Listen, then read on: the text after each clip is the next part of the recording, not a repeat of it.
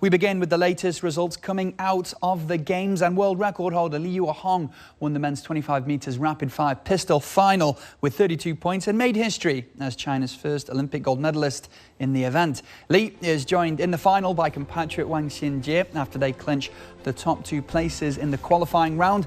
This is Li's third trip to the Games, and a 34-year-old comes in looking to add to his two bronze medals from Rio and Tokyo. He takes a 7-point lead over South Korea's Cho Young-jae, who settles for silver, while Wang finishes with bronze, and Li claims China's fifth gold shooting in Paris.